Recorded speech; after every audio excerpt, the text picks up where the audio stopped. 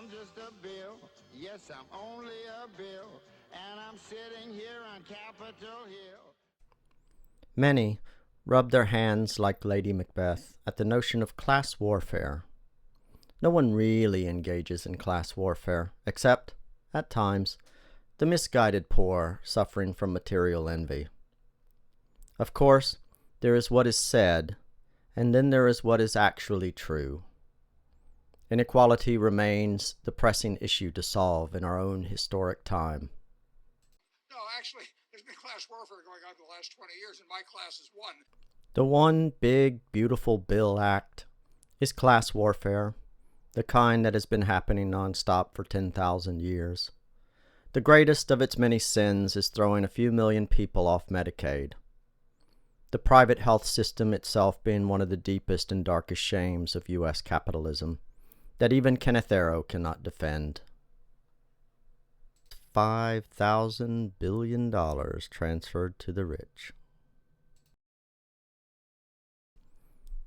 The OBBBA passed the Senate with a deciding vote cast by Veep J.D. Vance on July 1st.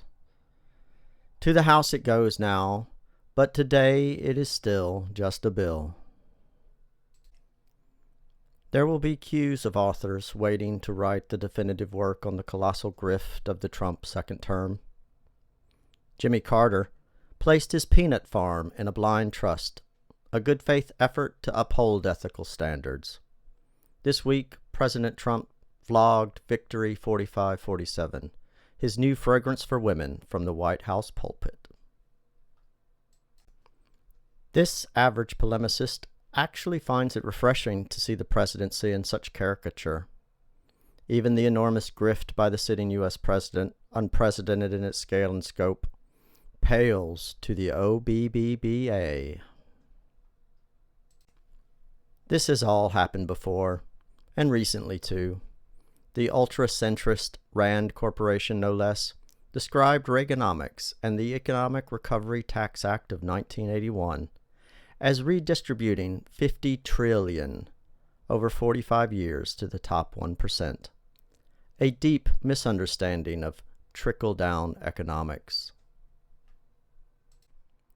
Hilarious in hindsight, but great marketing from the former president of the Screen Actors Guild.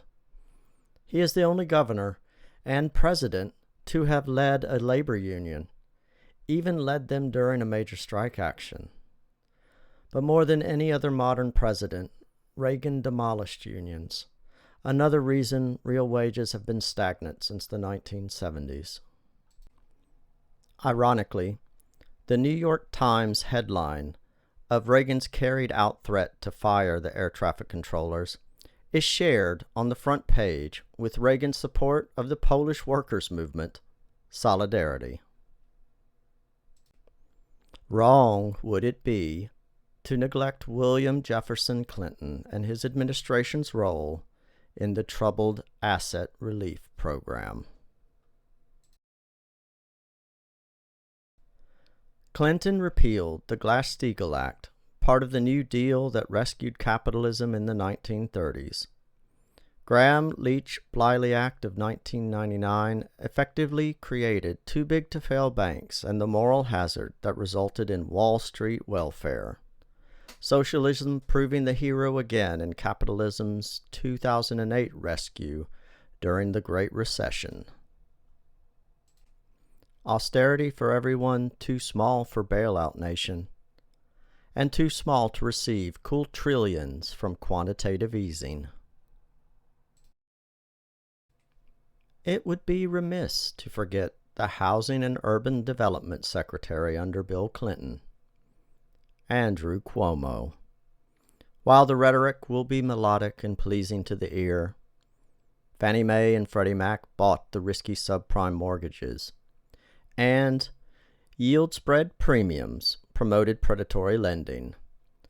Hope 6 displaced thousands and did not replace them with affordable housing.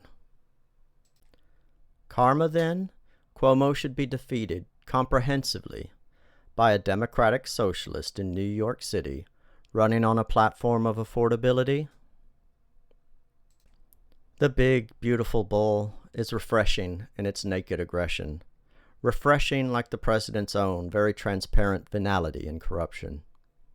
Everybody knows this is an anti-Robin Hood tax bill, boomers and Republicans alike, once again proving to be the most selfish generation. Suggested listening this week is the Scott Galloway podcast with Professor Justin Wolfers. Mr. Galloway, I feel, has asked one of the most important questions of our time. Do we love our children? Let's end this average polemic with Marxist historian Eric Hobsbawm. Everything in society is not for the benefit of the privileged minorities. We can look after ourselves. It is for the ordinary run of people.